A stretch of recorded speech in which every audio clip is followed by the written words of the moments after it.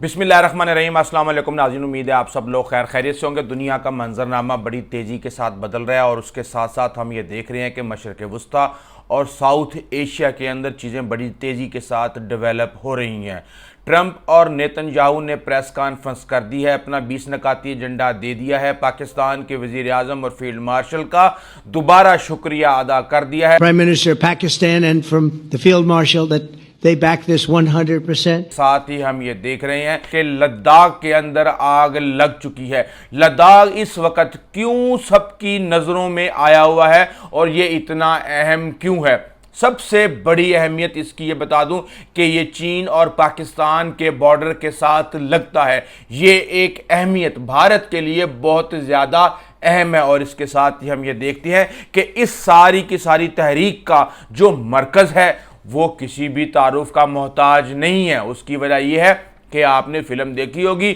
3 idiots, جس کے اندر عامر خان جو ہے وہ رانچو کا کردار ادا کرتے ہیں، رام داس سم تھنگ چاٹ، اور وہ آپ کو پتہ ہے بچے بچے کو یاد ہے۔ اور جب دنیا کو یہ پتا چلا کہ یہ کون سا کریکٹر ہے جو لداخ کے اندر آگ لگائے بیٹھا ہے اور اس کے اوپر دہشت گردی اور ایک طرح سے نیشنل سیکیورٹی ایکٹ لگائے جا رہے ہیں، تو اس کے بعد توجہ مزید بڑھ چکی ہے اور اب کہا یہ جا رہا ہے کہ یہ معاملہ بھارت کے ہاتھ سے نکلنے والا ہے۔ بھارت کے اندر ویلاگرز جو ہے، یہاں تک کہ گوبر آریہ جیسے لوگ بھی چیخ اٹھے ہیں کہ خدا کا واسطہ یہ کام مت کرو، کیوں ہر ایک کو دہشت گرد بنا رہے ہو؟ ہم پہلے ایک فرنٹ پہ بندے زبردستی دہشت گرد بنا رہے ہیں اور تم جو ہے اپنے ملک کے اندر لوگوں کو جو کوئی بھی سول رائٹس کی بات کرے تم اس کو دہشت گرد بنا دیتے ہو۔ چاہوں گا کہ میں آپ کو تھوڑا سا اس کے بارے میں انفارمیشن دے دوں تاکہ آپ کے سامنے جب کبھی بھی لداخ کا معاملہ آئے تو آپ کا ویژن کلیئر ہونا چاہیے اور بیسک انفارمیشن جو ہے وہ آپ کے پاس ہونی چاہیے۔ جو احتجاج ہوا وہ 33,000 لوگوں کا احتجاج تھا، یعنی کہ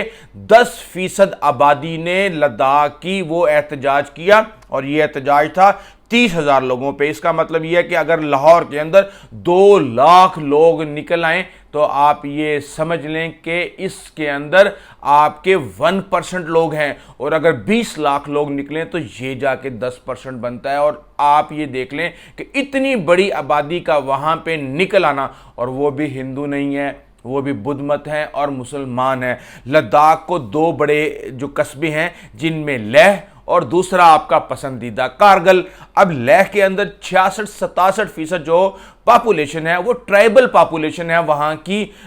آپ کو پتہ ہے پہاڑی علاقوں میں کس طرح کی ٹرائبل پاپولیشن ہوتی ہے، کوئی بھیڑ بکریاں چرانے والے، کوئی اس طریقے سے اپنی درختوں کی لکڑیاں کاٹنے والے، اور اس طرح کے لوگ وہاں پہ موجود ہوتے ہیں۔ اور کارگل کے اندر 83 سے زیادہ یعنی 83.4% جو ہے وہ ٹرائبل پاپولیشن ہے۔ اب یہاں پہ ہم یہ دیکھ رہے ہیں کہ بدھ مت جو ہیں وہ لیہ کے اندر موجود ہیں، جبکہ کارگل کے اندر شیعہ مسلمان وہاں پہ موجود ہیں۔ اور اس کے بعد ہم یہ دیکھتے ہیں کہ جب آرٹیکل 370 لگایا گیا تو 2019 کے اندر کشمیر سے لداخ کو الگ کر کے ایک الگ ریاست بنا دیا گیا۔ That's fine. اس کے ساتھ ہی جب ہمیں یہ پتہ چلتا ہے کہ بھائی ان کو رائٹس تو دے دیے، ان کو ریاست تو بنا دیا گیا، لیکن ان کے پاس نہ پارلیمنٹ ہے، نہ ان کے پاس قانون سازی ہے، نہ ہی ان کے پاس اپنی لینڈ کی پروٹیکشن کے کوئی رائٹس ہیں۔ نیو دہلی کے قبضے میں سارا کچھ دے دیا گیا، اور وہ بڑے بڑے لینڈ مافیاز کو وہاں پہ درخت کاٹ کے بڑی بڑی بلڈنگز اور ٹورسٹ پلیسز بنانے کے لیے ان کو ٹھیکوں پہ دینا شروع کر دیا، جس کے بعد انہوں نے دیکھا کہ اتنے زیادہ کلائمیٹ ہیزرڈز ہو رہے ہیں، کلاؤڈ برسٹ ہو رہے ہیں، اونچے علاقے پہاڑی علاقے گلیشیئرز پگھل رہے ہیں، یہ تو ہمیں مار دیں گے۔ انہوں نے کہا بھائی کچھ نہ کچھ رائٹس تو ہمیں دو۔ لیکن اس کے ساتھ ہی ہم دیکھتے ہیں کہ بھارت کو اور خاص طور پہ مودی سرکار کو تو رائٹس دینے کی عادت ہی نہیں ہے، وہ تو جس کے پاس جو رائٹس ہوں وہ چھیننے پہ یقین رکھتے ہیں۔ اور پھر ہمارے سامنے آتے ہیں پنسک وینگڈو۔ یہ پنسک وینگڈو جو ہیں یہ 3 ایڈیٹ فلم کے کردار ہیں، لیکن اصل میں ان کا نام سونم وینگ چنگ ہے۔ وینگ چنگ جو ہیں وہ 3 ایڈیٹس کے اندر ایک طرح سے ان کا جو فرضی کردار بنایا گیا تھا وہ عامر خان نے نبھایا تھا، انہوں نے بہت سے کام کیے ہیں، جس طرح فلم میں دکھایا گیا تھا کہ یہ بہت ہی کریٹیو ہیں۔ انہوں نے مصنوعی گلیشیئر بنائے تاکہ وہاں سے پینے کا صاف پانی حاصل کیا جائے، آرمی کو کیمپس بنا کے دیے کہ باہر جتنی مرضی -14 ٹمپریچر ہو لیکن آپ کا اندر کا ٹمپریچر جو ہے وہ مینٹین رہے گا۔ اس کے ساتھ ہی جب وہ دیکھتے ہیں کہ ان کے حقوقوں کو نہیں مانا جا رہا، پہلا احتجاج جو ہے وہ کیا گیا 2020 اگست 2020 میں، پھر دسمبر 2020 میں کیا، پھر 2022 میں کیا گیا، لیکن کسی نے نہیں مانا۔ تو اس کے بعد پھر سونم وانگ چک جو ہے وہ انڈیفینٹ فاسٹ یعنی کہ بھوک ہڑتال پر چلے گئے، اور اس کے ساتھ ہی ہم یہ دیکھتے ہیں کہ وہاں پہ احتجاج شروع ہو گئے، بی جے پی کا دفتر جلا دیا گیا اور اس طرح کی بہت سی چیزیں ہو گئی۔ لیکن اب بات یہ ہے کہ 4 لوگ اس وقت ان احتجاج کے اندر مارے گئے تھے، اور پھر ہم یہ سمجھتے ہیں کہ ایک جو خطرناک کام کیا بھارت کی حکومت نے کہ ان کو نیشنل سیکیورٹی ایکٹ کے تحت گرفتار کر لیا۔ اب مطالبات کیا ہیں، یہ بات کو سمجھنے کی ضرورت ہے، اور ان کے پرابلمز کیا ہیں۔ سب سے پہلا پرابلم ان کا یہ ہے کہ بھائی آپ نے نام نہاد ڈیموکریسی، دنیا کی نمبر 1 جمہوریت تو آپ نے بنائی ہوئی ہے، اپنے ملک کے اندر جمہوریت کا حق تو دے دو، کوئی لوکل باڈی سسٹم تو بنا دو، وہاں پہ جو لوکل لوگ ہیں ان کو کوئی اتنے سے رائٹس تو دے دو اپنی زندگی کے فیصلے کرنے کے لیے۔ اور اس کے ساتھ ہی پھر ہم یہ دیکھتے ہیں کہ انوائرمنٹ جو ہے ان کا دوسرا سب سے بڑا مسئلہ بن گیا، اور ڈیموکریسی کی یاد بھی ان کو اس لیے آئی کہ اگر ہمارے پاس ڈیموکریٹک رائٹس ہوں گے، قانون سازی کے رائٹس ہوں گے تو ہم اس انوائرمنٹ کو تباہ ہونے سے بچا سکتے ہیں۔ اور اس کے ساتھ ہی ہم یہ دیکھتے ہیں کہ جو لوگوں کے وہاں پہ حقوق ہیں وہ بھی برے طریقے سے معطل ہوئے ہیں۔ وہاں کی گریجویٹ نوجوان ہیں ان کا 25% وہاں پہاڑوں کے اندر بے روزگار پھر رہا ہے، اور حکومت ان کے بارے میں کچھ نہیں سوچتی۔ تو پھر انہوں نے مطالبہ کیا، انہوں نے کہا جی جو آپ کا آئین ہے اس کے اندر سے 6 شیڈول جو ہے اس کے اندر ڈالا جائے۔ وہ جب 6 شیڈول آتا ہے تو پھر جو ٹرائبلز ہیں وہاں پہ پاپولیشن، ان کو اپنے حقوق کے لیے قانون سازی اور دیگر کام کرنے کے رائٹس مل جاتے ہیں۔ اس کے ساتھ ہی انہوں نے کہا جی کہ پورا فل سٹیٹ ہوڈ دیا جائے، پارلیمنٹ بنائی جائے، اور 2 مخصوص نشستیں دی جائیں جس میں لداخ کے لوگ وہاں پہ موجود ہوں، اور اس کے ساتھ ہی وہاں پہ پبلک سروس کمیشن بنایا جائے تاکہ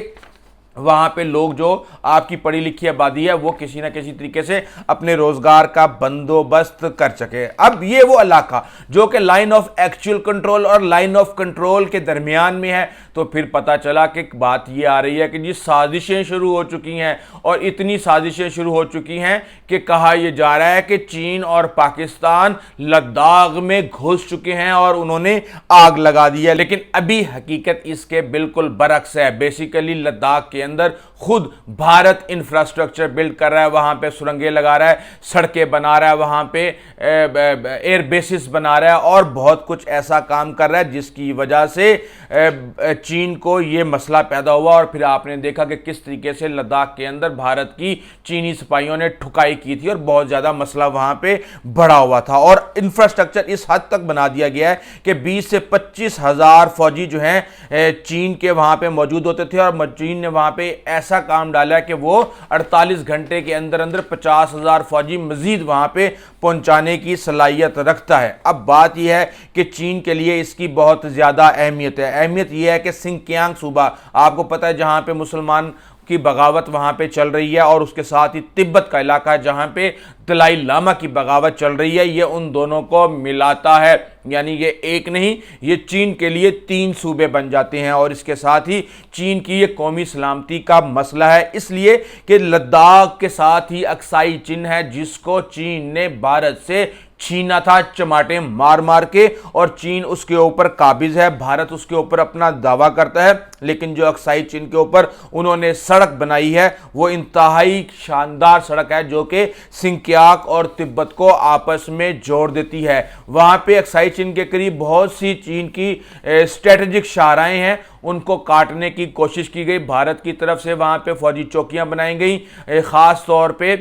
دربوک، شیوک، دولت بیگ اولڈی روڈ، یہ آپ کو مشہور ہوگا، یہ اس وقت جب پھٹا ہوا تھا اس وقت بھی اس کا بڑا کہا گیا تھا کہ یہاں پہ انہوں نے ایئر بیس بنا دیا، اور اگر امریکہ کو لا کے انہوں نے یہاں پہ بٹھا دیا چین کے بالکل سر پہ تو کیا ہوگا، اور اس طرح کی بہت ساری باتیں کی گئی تھی۔ لیکن لداخ میں بھارت کی جو عسکری سرگرمیاں ہیں، ہوائی پٹیاں، فوجیوں کی تعیناتی، سڑکوں کی تعمیر، وہ سب چین کو دیکھ کے وہ کر رہا ہے، اور بھارت کے حوالے سے چین کو یہ خدشہ ہے کہ کہیں یہ مغرب کو یہاں پہ لا کے نہ بٹھا دے، اور بھارت مغرب کے ساتھ مل کے چین کے خلاف